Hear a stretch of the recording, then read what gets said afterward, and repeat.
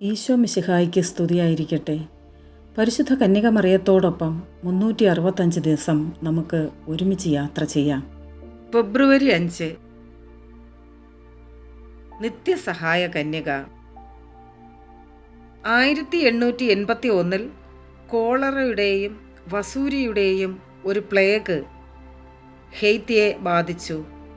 ഇത് തലസ്ഥാന നഗരമായ പോർട്ട് ഓ പ്രിൻസിനെ നശിപ്പിച്ചു. 1882 തുടക്കത്തിൽ പ്ലേഗ് കൂടുതൽ വഷളായി. ഇതിന് ആശ്വാസം കാണാൻ കഴിഞ്ഞില്ല. ഹെയ്ത്തിക്കാർക്ക് കൂടുതൽ എളുപ്പത്തിൽ ശ്വസിക്കാൻ കഴിയുന്ന തരത്തിൽ വായു വൃത്തിയാക്കാൻ കനത്ത മഴയും ഇടിമിന്നലും വേണ്ടിവരുമെന്ന് ഡോക്ടർമാർക്ക് അറിയാമായിരുന്നു. നിർഭാഗ്യവശാൽ അത് ഹെയ്ത്തിയുടെ വരണ്ട കാലമായിരുന്നു. ഈ സമയത്ത് ഫ്രാൻസിൽ നിന്നുള്ള ഒരു സ്ത്രീ ഹെയ്ത്തിയിലെത്തി.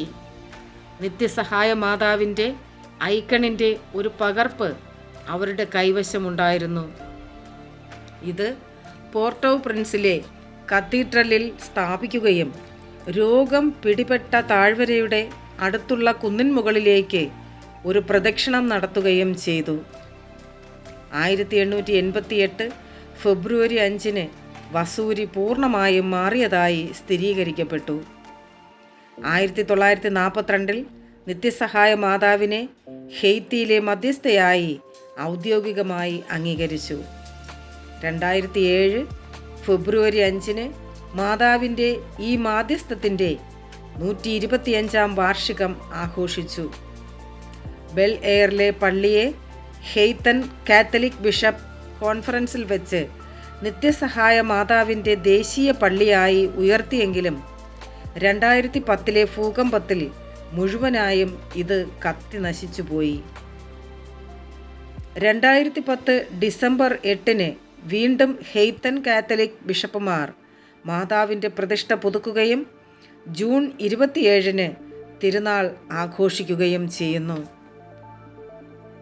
അമ്മേ, പരിശുദ്ധ അമ്മേ, ദൈവമാതാവേ,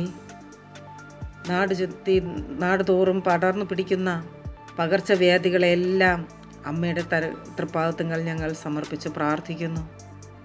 എല്ലാ പകർച്ചവ്യാധികളിൽ നിന്നും നമ്മുടെ ദേശത്തെയും നാടിനെയും കാത്തുരക്ഷിക്കണമേ എന്ന് അമ്മയോട് ആത്മാർത്ഥമായി പ്രാർത്ഥിക്കുന്നു. Ave Maria.